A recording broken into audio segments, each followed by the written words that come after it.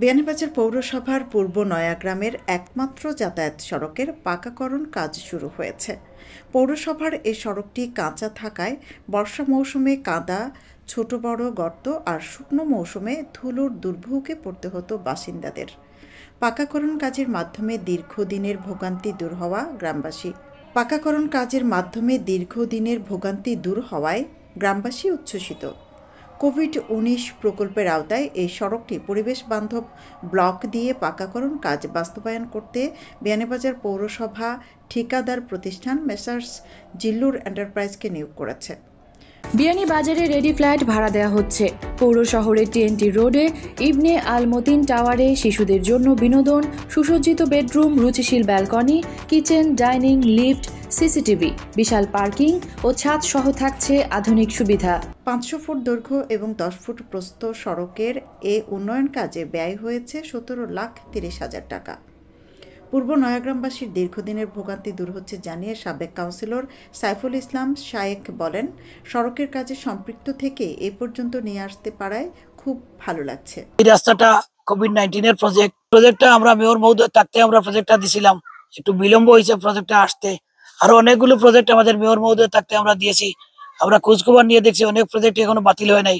আমরা আশাবাদী সবগুলো প্রজেক্ট হবে এবং সবগুলো প্রজেক্ট যদি বাস্তবায়ন হয় তাইলে আমরা নয়াগ্রামবাসী রাস্তার যে সমস্যাগুলো আছে এটা থেকে ইনশাল্লাহ আমরা লাঘব হয়ে যাব। গার্ডওয়ালটা আপনার করা হয়েছে যে ইট দিয়ে গার্ডওয়াল করে, তারপরে আপনার ওই যে ব্লকের যে ইটগুলো আছে এগুলো বসানো হয়েছে। আসলে ডালাই থেকে বেশি টেকসই না হলে কিন্তু এই রাস্তার জন্য অনেক উপযোগী, কারণ এই রাস্তাটা অনেক সময় বন্যায় প্লাবিত হয়। বন্যায় প্লাবিত হইলে যে ব্লকগুলো দিছে এগুলো যদি নষ্ট হয় কোনো কারণে আমরা আবার বসিয়ে নিতে পারবো। এই জন্য এটা আমাদের জন্য খুবই উপযোগী, এই রাস্তার জন্য বিশেষ করে অনেক উপযোগী।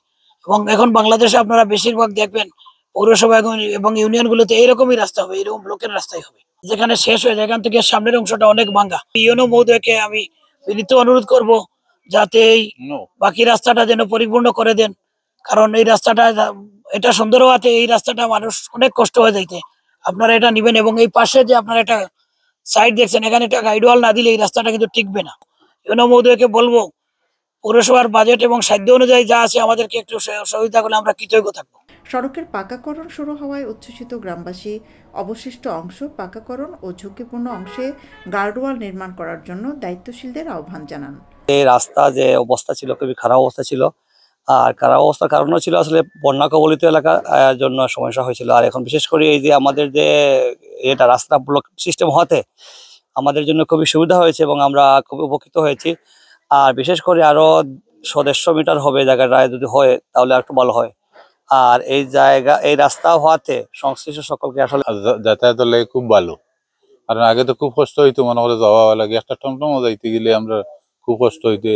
এই মুহূর্তে যে কাজ হয়েছে আমরা ইনশাল্লাহ খুব খুশি। আমরা লোক তো দেখা যায় বালা দিও থাকি ডালাই থাকি, বাকি যেমন মনে করো আর 150-200 কিলোমিটার ফুট হইব অন্তা করে লইলে আমরা মনে করো বন্যা থেকে বর্তমানে বাঁচিতাম পারবো। এটা বহুত হ্যাপি আমরা। সারা রাস্তায় মোটামুটি কাজ হয়ে গেছে গিয়ে, বুঝছো না। আর সামান্য একটু জায়গা রয়েছে, বুঝছো না, ও জায়গা নাই আমরা কাজ করে লিলে, বুঝছো না, আমরা ইগালার মানুষ যাতায়াতের লাগে সুবিধা হইব। আর বিশেষ করে আমরা সারার কাছে অনুরোধ করিয়া রাখি যে সরকারের যত সংস্থা আছে সবাই মিলিয়া, বুঝছো না, আমরা ওগালার খামখান সংশোধন করে দেওয়া। আর বিশেষ করে আমরা গাইডওয়ালগুন যদি ঠিক মতো করিয়া দিলাই যে আমরা রাস্তা ভবিষ্যতে মোটামুটি খুব উপকারী হইব।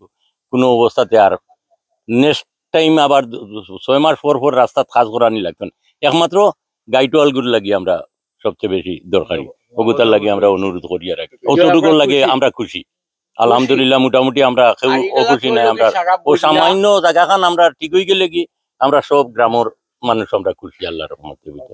পৌরসভার বাসিন্দা হয়েও অজপাড়া গায়ের চেয়ে করুণ ছিল পূর্ব নয়াগ্রামবাসীর চলাচলের এই রাস্তা।